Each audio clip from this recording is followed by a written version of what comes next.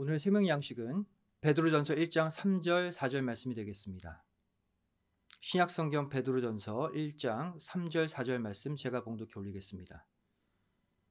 찬송하리로다. 우리 주 예수 그리스도의 아버지 하나님이 그 많으신 긍휼대로 예수 그리스도의 죽은 자 가운데서 부활하심으로 말미암아 우리를 거듭나게 하사 산 소망이 있게 하시며 썩지 않고 더럽지 않고 쇠하지 아니하는 기업을 있게 하시나니 곧 너희를 위하여 하늘에 간직하신 것이라. 이는 하나님의 말씀이니라. 아멘. 오늘 말씀의 제목은 거듭난 자의 사명이란 제목으로 함께 말씀의 은혜 나누길 원합니다. 여러분은 살면서 아마 꽃다발을 선물로 받거나 또 준 적이 있을 것입니다. 또 조금 있으면 발렌타인 데이가 되죠. 아마 꽃을 선물로 주는 분들이 많이 있을 것입니다. 이 꽃다발을 선물로 받으면 일단 기분이 너무 좋죠. 이 받은 꽃다발을 잘 정리해서 꽃을 물이 담긴 꽃병에 꽂아둡니다. 며칠은 싱싱한 꽃을 보며 기분 좋게 하루를 출발하게 되죠.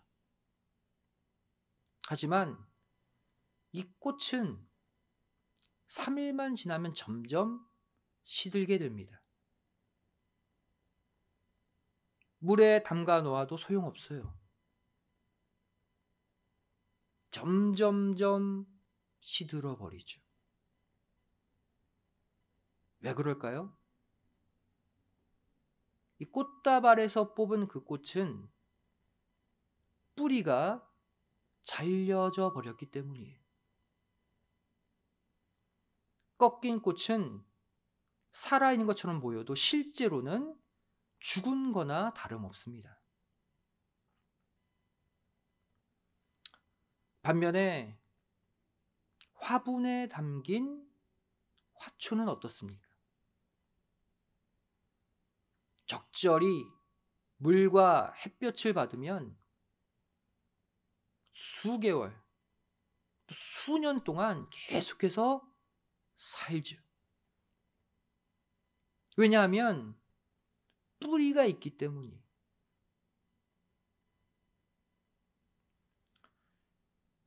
우리 모든 인간들은 부모에 의해 이 땅에 태어나게 됩니다. 하지만 결국 죄 가운데 죽게 되죠. 겉으로는 싱싱하고 아름다워 보이지만 점점 시들어가는 게 우리 인생이에요. 한마디로 말해 꺾인 꽃, 뿌리가 잘려져 나간 꽃이라는 것이죠. 그렇다면 이 거듭남이란 무엇일까요? 다시 태어나는 것을 말합니다. 첫 번째 출생이 죽음을 향해 간다면 이 거듭남, 이 두 번째 출생은 영원한 생명을 향해 갑니다. 즉 꺾인 꽃에 뿌리가 다시 생겨나는 것이 바로 거듭남이에요. 죽어가는 인생이 아니라 살아나는 인생, 계속해서 생명을 향해 나아가는 인생이 되는 것이죠. 성경은 이 거듭남을 더 명확하게 설명하고 있습니다. 요한복음 3장 3절부터 5절까지의 말씀 보시면 예수께서 대답하여 가라사대 진실로 진실로 내게 이르노니 사람이 거듭나지 아니하면 하나님 나라를 볼 수 없느니라. 니고데모가 가로되 사람이 늙으면 어떻게 날 수 있삼나이까? 두 번째 모태에 들어갔다가 날 수 있삼나이까? 예수께서 대답하시되 진실로 진실로 내게 이르노니 사람이 물과 성령으로 나지 아니하면 하나님 나라에 들어갈 수 없느니라. 거듭나야 천국에서 영원한 생명을 누릴 수 있다는 말이에요. 이 니고데모의 말처럼 어머니 뱃속에 다시 들어갔다가 나오는 육신적인 거듭남을 말하는 게 아니죠. 바로 우리 영혼의 거듭남을 말합니다. 거듭나다 두 단어로 이루어져 있어요. 먼저 거듭이라는 단어, 헬라어 아노덴입니다. 이 아노덴은 위로부터 또 처음부터 다시 새로이 이러한 뜻을 가지고 있어요. 또 나다라는 단어는 헬라어 겟나오를 쓰고 있습니다. 겟나오는 나타라는 뜻도 있지만 특별히 언약의 흐름을 잇다, 언약의 흐름을 이어간다라는 특별한 뜻을 가지고 있어요. 헬라어 티크토라는 단어가 바로 혈통적 출생, 육신적 출생, 죄악 가운데 출생을 가리키는 단어라면 이 헬라어 겟나오는 하나님의 언약을 잇는 영적인 출생을 가리키는 단어입니다. 따라서 마태복음 1장 예수님이 오시는 족보는 100% 이 나타라는 단어를 헬라어 겟나오를 쓰고 있는 것이죠. 결국 우리는 이 땅에서 두 번 태어나야 합니다. 한 번은 이 땅에서 죄 가운데 태어나지만 그 다음에는 위로부터, 하늘로부터 하나님에 의해 다시 또 한 번 태어나야 하는 거예요. 이것이 우리가 반드시 겪어야 할 영적인 체험, 영적인 부활, 거듭남이에요. 성도는 반드시 두 번째 출생을 통해 천국에 들어가게 되어 있는 거예요. 요한복음 3장 5절은 이 거듭남의 방법을 물 세례와 성령 세례로 표현하고 있지만 이 베드로전서 1장 23절은 거듭남의 더 구체적인 확실한 방법을 제시하고 있습니다. 너희가 거듭난 것이 썩어질 씨로 된 것이 아니요 썩지 아니할 씨로 된 것이니 하나님의 살아있고 항상 있는 말씀으로 되었느니라 표현하고 있죠. 말씀으로 거듭날 수 있다. 말씀으로 다시 태어날 수 있다는 거예요. 한마디로 말해 우리가 거듭나려면 씨가 바뀌어야 한다는 것입니다. 썩을 씨에서 썩지 않는 씨로 바뀔 때 거듭난 인생이 되는 거예요. 이 썩어질 씨는 결국 썩어질 열매밖에 맺지 못합니다. 썩지 않는 씨, 영원한 씨, 바로 말씀의 씨앗으로 우리의 체질이 바뀌어야 썩지 않는 열매, 영생의 열매를 맺게 되는 거예요.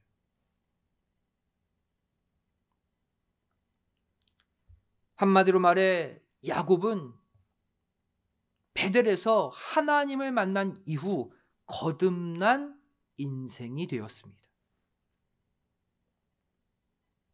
이 사닥다리 계시라는 말씀의 씨로 썩지 않는 영혼, 썩지 않는 믿음이 된 거예요. 그런 뒤에 밧단 아람으로 갔기 때문에 외삼촌 라반의 혹독한 착취를 견뎌내고 이겨낼 수 있었던 것이죠. 새로운 생명, 거듭난 생명으로 갔기 때문에 이긴 거예요. 위로부터 다시 태어났기 때문에 견딜 수 있었다는 것이죠. 이 야곱이 베델에서 거듭난 인생이 되었다는 증거가 무엇입니까? 첫 번째, 이곳에서 조상의 하나님을 처음으로 나의 하나님으로 고백했습니다. 거듭난 인생이 된 첫 번째 증거예요. 창세기 28장 13절 말씀 보시면 하나님이 먼저 야곱에게 이렇게 말씀하시죠. 나는 아브라함의 하나님, 이삭의 하나님이라 그랬어요. 야곱은 쏙 빼놨죠. 창세기 28장 21절에 야곱이 뭐라고 고백합니까? 여호와께서 나의 하나님이 되실 것이요. 이제 하나님은 내 할아버지 아브라함의 하나님, 내 아버지 이삭의 하나님뿐 아니라 나 야곱의 하나님이십니다 고백했어요. 이 시간 저와 여러분도 하나님은 바로 나의 하나님이십니다 라고 자신 있게 고백해야 할 줄 믿습니다. 내 부모의 하나님, 내 옆송도의 하나님이 아니라 바로 나의 하나님이에요. 그러한 고백을 하려면 반드시 하나님에 대한 강력한 뜨거운 체험이 있어야 하는 거예요. 야곱처럼 야곱이 스다딸이 계시의 꿈을 꾸고 나서 야, 하나님이 여기 계셨구나. 내 조상의 하나님뿐 아니라 나의 하나님으로 계시는구나. 그때 느끼고 그때 체험했잖아요. 우리도 마찬가지예요. 귀로 들은 하나님, 글로 읽은 하나님이 아니라 매 순간 내 삶에 들어와서 나를 위해 일하시고 행동하시는 그 하나님이 느껴지고 체험돼야 돼요. 그 사람의 진정 거듭난 사람입니다.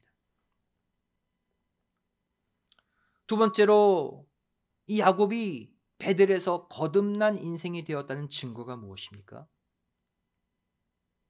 바로 이곳에서 야곱은 서원하는 신앙, 자원하는 신앙이 되었다는 거예요.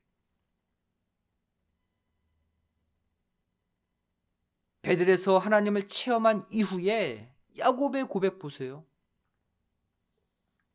창세기 28장 20절 말씀 보시면 야곱이 서원하여 가로되 하나님이 나와 함께 계시사 내가 가는 이 길에서 나를 지키시고 먹을 양식과 입을 옷을 주사 그랬죠. 야곱이 서원했어요. 또 창세기 28장 22절 말씀 보시면 하나님께서 내게 주신 모든 것에서 10분의 1을 내가 반드시 하나님께 드리겠나이다 하였더라. 11조를 하나님께 드리기로 먼저 자원했습니다. 하나님이 야곱에게 11조 바쳐라 하지 않았어요. 먼저 바치겠다 그랬어요. 거듭난 사람의 모습이 바로 이렇습니다.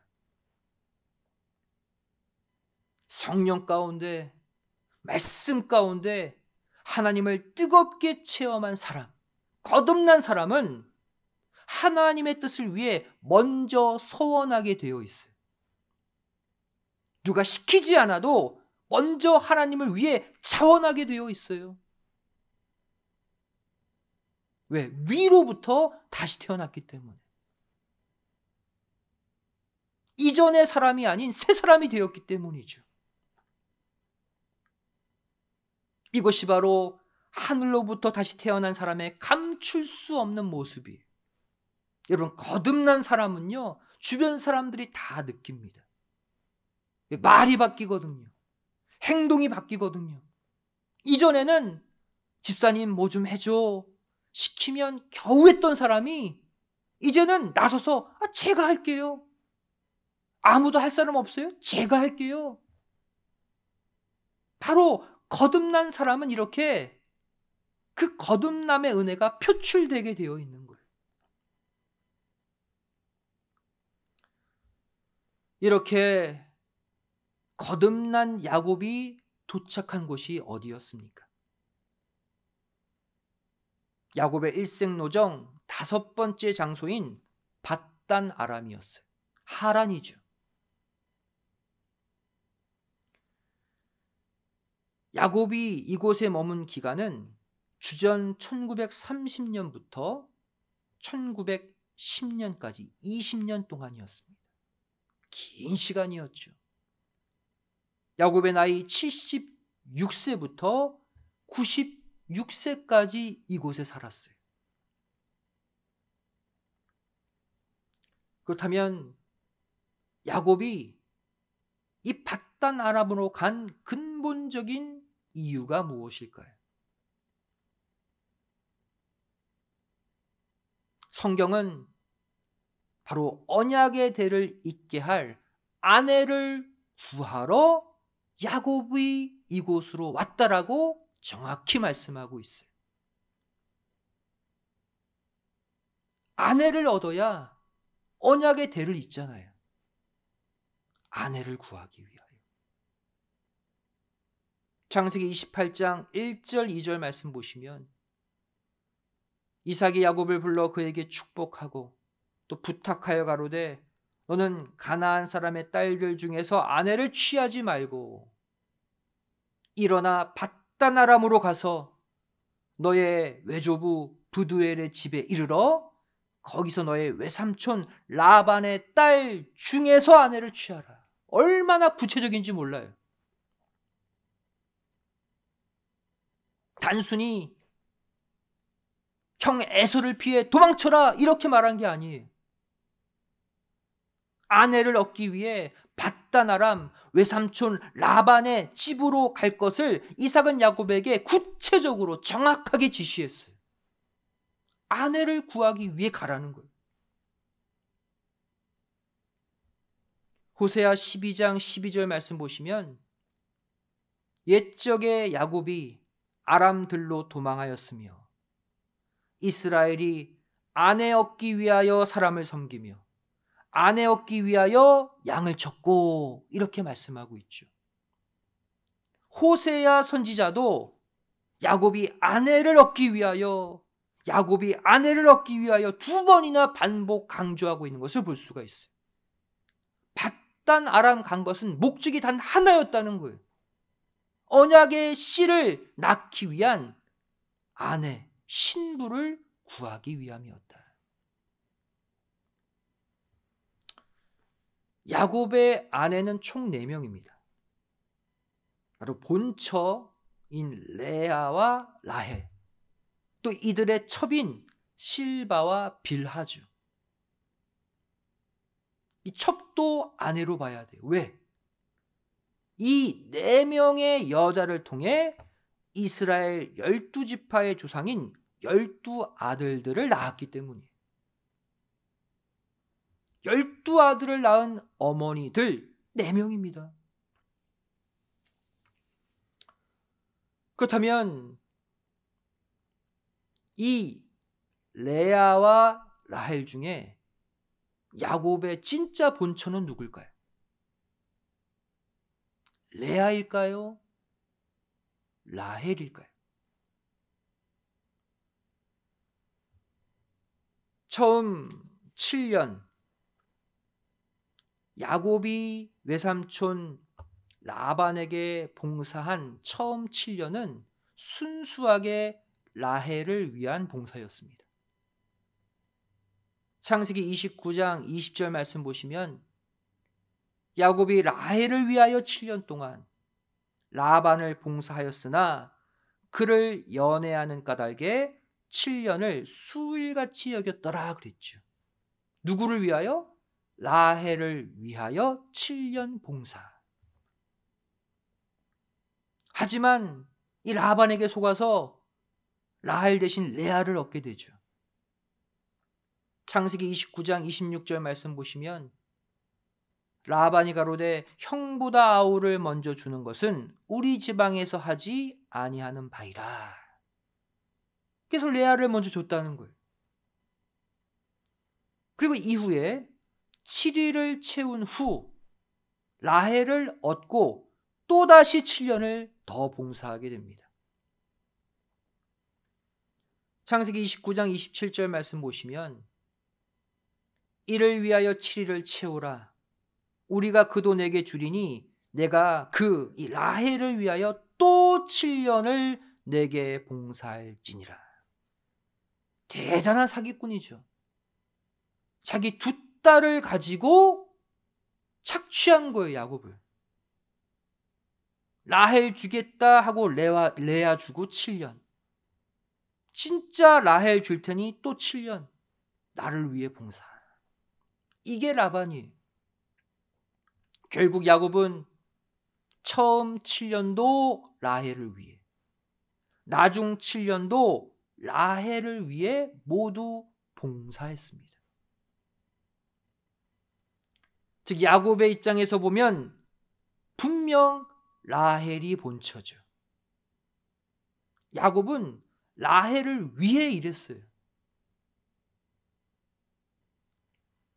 1995년 1월 25일 이 박아브람 목사님의 설교, 멀리 바라보는 나의 지평선 라헬, 이 설교를 보시면 여기서 레아와 라헬이 각각 상징하는 바가 있다고 말씀하셨습니다.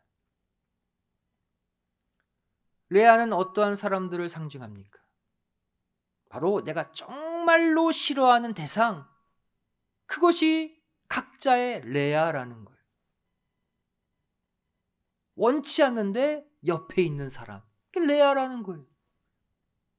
반면 라헬은 내가 미치도록 좋아하는 대상을 상징합니다. 늘 옆에 두고 싶은 존재, 그들이 다 나의 라헬인 거예요. 하지만 하나님은 야곱이 좋아하는 라헬만 아내로 준 것이 아니라 야곱이 생각지도 않는, 거들떠 보지도 않았던 레아까지 아내로 주었습니다. 물론 라반에게 속아서 얻었지만 하나님의 섭리였어요. 왜 그렇게 하셨을까요? 당신의 구속사를 이루기 위해서였다는 것이죠. 오늘날 저와 여러분도 마찬가지입니다. 각자에게 맡겨진 사명을 감당하기 위해서는 내가 좋아하는 라헬을 통해서도 또 내가 싫어하는 레아를 통해서도 하나님의 일을 할 수 있어야 한다는 거예요. 하나님의 구속사를 이루기 위해 내가 좋아하는 사람만 붙여주시는 게 아니라 내가 정말 싫어하는 사람도 붙여주실 때 그들과 함께 일할 수 있어야 된다는 거예요. 실제로 이 성경 역사를 보시면 하나님은 야곱이 사랑했던 라헬보다 야곱이 별로라고 느꼈던 레아를 통해 더 많은 자녀를 주신 것을 볼 수가 있습니다. 레아는 몇 명 낳았어요? 아들 6명, 딸 1명 낳았어요. 6남 1녀를 야곱에게 낳아줬습니다. 반면 라헬은 고작 아들 2명 낳았어요. 왜 이렇게 하셨을까요? 성경은 그 이유까지 정확히 기록하고 있습니다. 바로 하나님께서 야곱의 사랑을 받지 못하고 있었던 레아를 불쌍히 여기셨기 때문이다라고 기록하고 있어요. 이 하나님이 우리의 하나님이에요. 하나님은 이러한 분이세요.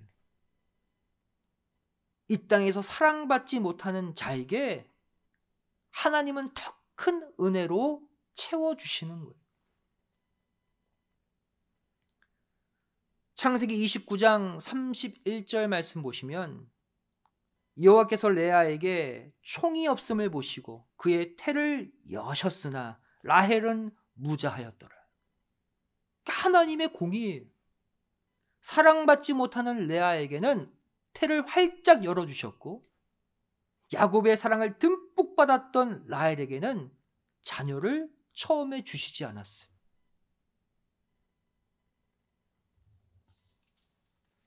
여러분, 레아는 성경 보시면 알력이 부족했다 그랬잖아요. 눈이 나빴다는 거예요. 이 당시에 무슨 안경이 있었겠습니까? 눈이 나빴으니 늘 잘 안 보여서 얼굴이 이렇게 찡그리고 다녔을 거 아니에요. 그러니 야곱이 레아를 좋아할 수가 없죠. 늘 인상 쓰고 다니는데. 근데 하나님은 라반을 통해 라헬뿐 아니라 레아까지 다 주셨어요. 여기서 레아에게 총이 없음을 보시고 그랬죠. 이 총이 없다라는 단어의 뜻이 무엇입니까? 총이 없다, 히브리어 사네입니다. 이 사네는 미워하다, 증오하다의 수동태예요.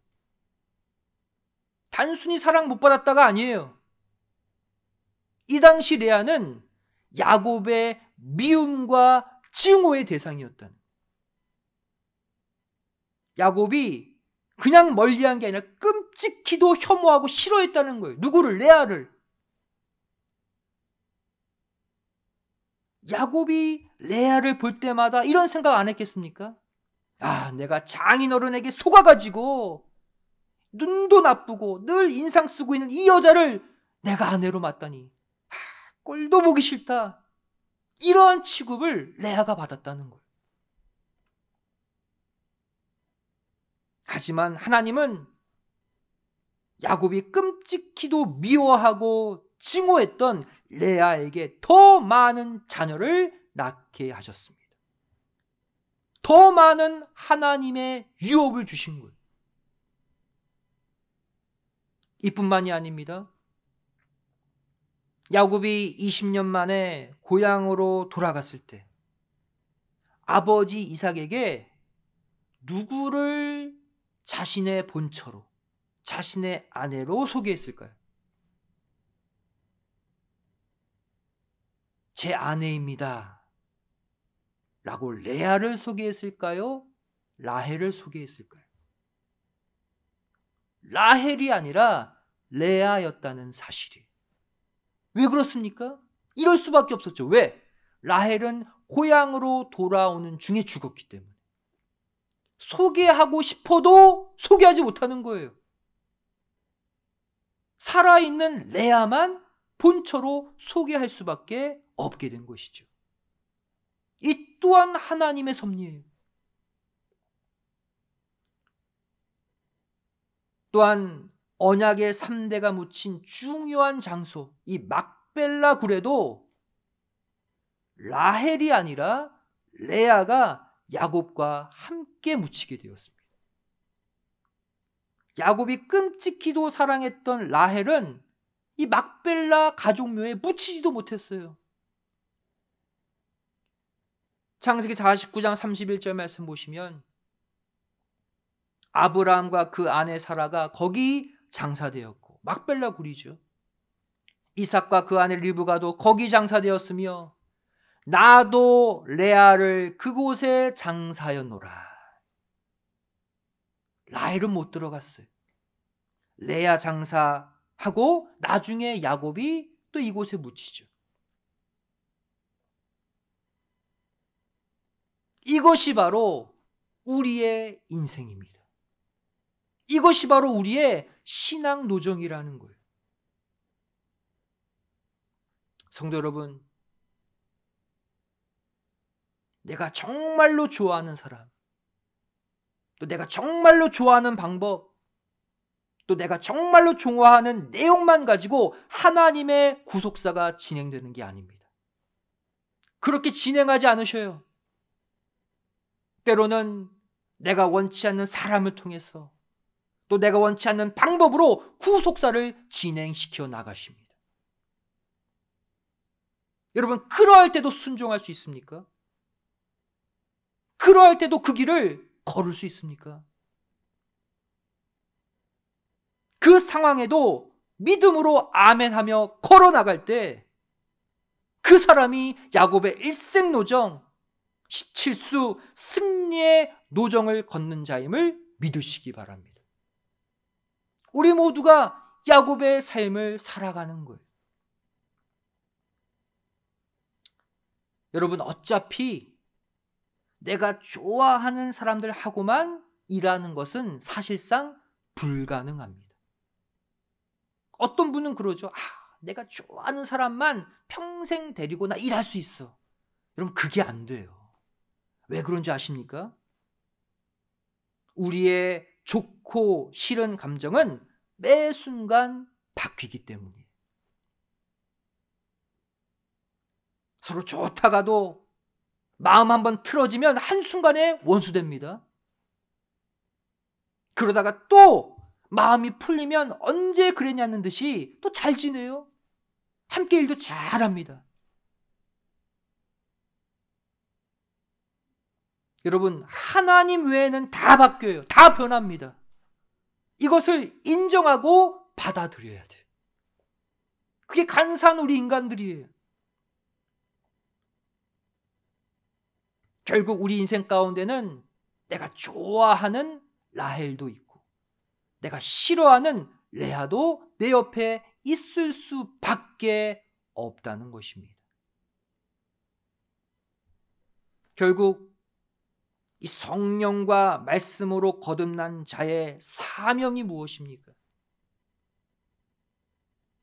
바로 라헬도 오너라, 레아도 오너라. 이게 거듭난 자의 사명의 선포인 줄로 믿습니다.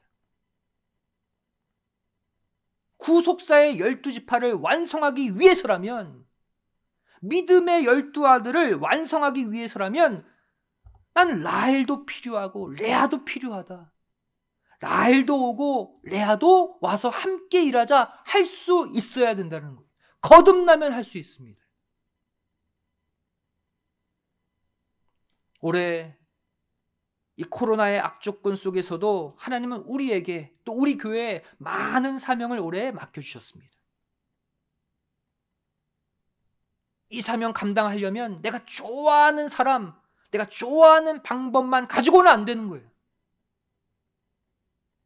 하나님의 그 맡겨진 사명 이루기 위해서는 내가 좋든 싫든 함께 할 수 있는 자가 진정 거듭난 자이고, 바로 거듭난 자의 사명이 그러한 사명이에요.